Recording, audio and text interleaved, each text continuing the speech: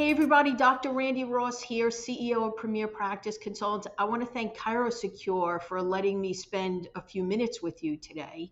And today we're going to talk about if you happen to be one of those providers offering neuropathy care in your practice. I'm going to take you through some very important things that you need to know for the future. So pay attention, and I'm sure you'll have a few takeaways. Today, I want to take you on a little bit of an educational process for a trend that has been happening within healthcare and within chiropractic. So I feel it's important to bring these things to light for those of you that might be in that particular sector. So when we talk about trends, and you've heard me talk about this before if you follow anything that I do, that it's important to understand trends and acknowledge them and follow them to some degree or another.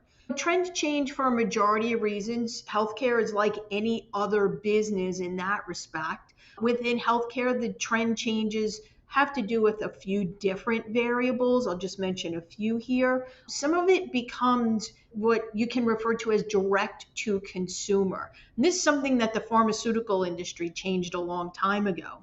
In other words, there's so much information out there, and whether that be TV ads or being able to Google something, where people can kind of research and gather information and knowledge, general public being people, about things that are wrong with them or conditions they feel they have, and how they go about actually having the options to help themselves get better. Some of it becomes advancements in research where they learn how to provide better services that help people get them healthy. Some of it is technology driven. Technology changes pretty much almost at the speed of light, and we all have all kinds of new tools that help facilitate whether it's healing or wellness or just really increasing the quality of a person's life, their lifestyle. And some of it, what we're going to talk about today, has to do with an increased aging population. And as people live longer due to all these things, we will get an increase in a larger percentage of our population are aging. And listen, no matter how much you take care of yourself, no matter how many things that you do good, although many people do a lot of things bad throughout their life, you're going to have certain things that come about that you want to address to, again, improve the quality of your life very often.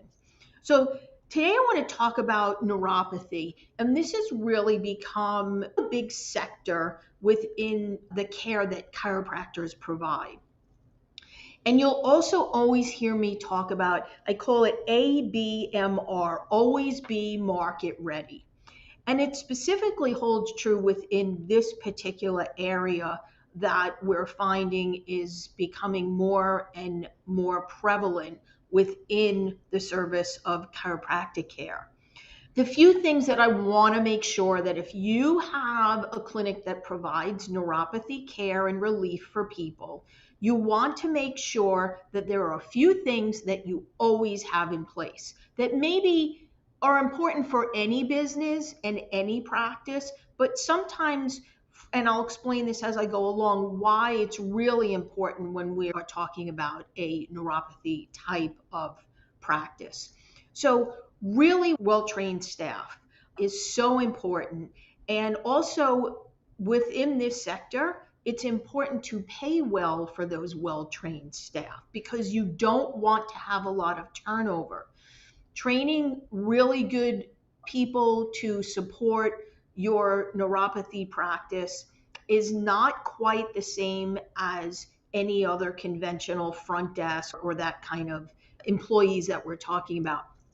So really well-trained, committed staff, which means to get people committed, you have to pay them really well, okay? I want you to have a manual, some type of training guide that's not just based on you. Listen, we all know when we're really good at our business, we can go in and we can train someone. But for reasons you're going to see in a few minutes, it's important that someone else, maybe not as good as you, could actually step in because you have this really great manual that's going to teach you how to train the different areas of your staff. because this is one of those types of businesses that the different staff members are very different. It's very rare that they cross train for other areas. So having these specific guides, manuals, whatever word you want to use, on how you train that person, specifically the ones that are dealing directly with the care of the patients, that's going to be super important and super critical as we keep going in this conversation. The next thing that's really important, because within the neuropathy type of practice, often one of the biggest expenses is going to be your marketing budget. And for everyone, that's a little different. In other words, if you figure out that secret sauce, whatever that is for your particular clinic, you want to have a detailed understanding. So are they coming from mostly TV ads? Is it radio in your community? Is it print? Is it social media? What is driving this influx of new patients? And tracking that really specifically is super important. So you want to, again, understand what sector of advertising is the majority of your patients coming from. And we understand that can be a bit of a moving target. Those percentages will change over time. How much money are you spending? Because within this type of business, it's really important to understand what you're spending, to understand what does every patient actually cost you and what is your return on that investment. Okay, so it's important, because marketing is really the key driving factor in a neuropathy clinic, that you want to track that and have as much of a history so that it could be reviewed and really looked at over trailing 12 months, let's say, to really understand how important this is, and as we're going to talk about, to a potential buyer. But for you to even understand, if you're throwing 50% of your marketing budget at TV and there's almost no patients coming in from TV, maybe you want to shift that money. So understanding your marketing budget and where you're spending it and where you're getting your return is very important in this particular type of practice. And also the conversion process. So in other words, once a new patient calls your office, or if they're calling a call center, what are exactly the steps between them making that phone call and that first contact with you to them actually getting into being in the office? And then once they're in the office, what is the very specific process that your office follows from, some people call it day one, day two, whatever your particular terminology is. What are your exact steps that every single patient, is potential patient with neuropathy, is going to go through as they kind of cycle through your office until they commit to care? What are those steps look like? Who in your office is really involved in getting them to become an actual patient and to commit to care? Then you want to, once that's done, because that's another analysis, obviously, once that's done, what is your fee? Okay, everyone's fees are a little different. What does that fee actually include? Is it equipment that they take home? Is it certain services they get in the office? And who's responsible in your office for explaining that and converting them and actually getting them to pay whatever your fee is? Okay, is that you? Is it some type of person that is representing the clinic, a case manager or whatever terminology you use for their title? Is it another doctor? Is it a nurse practitioner? In other words, who walks them through each step? The step to when they first come in and the step to getting them to commit to care and start their program. So that's important to really understand who's involved in that, what their role is, and again, specifically, what does that process look? So that's very important. How long are your care plans? Again, what if I'm coming in as your patient, what am I getting for typically, which is quite a bit of money? And are there any refunds? Obviously, this is not something you're going to discuss with a potential patient up front very often, but what is your policy? Do you offer refunds? If I see your P&L, Am I going to see a lot of refunds? What are they for? Why are they asking for refunds? These are certain things that are really important as someone is looking at a neuropathy type or focused clinic. The other thing that's really important as we talk about always be market ready, meaning, are you going to sell your clinic today? Are you going to sell your clinic next year?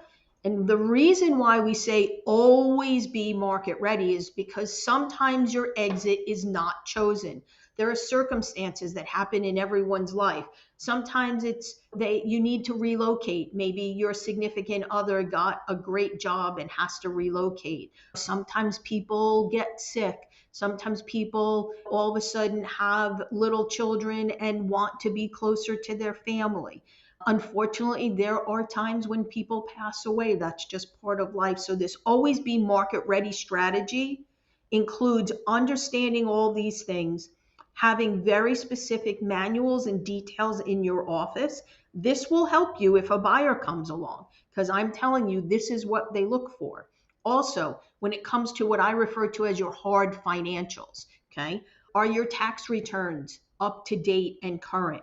Are your profit and loss up to date and current? They should be done at least every quarter, if not twice a year.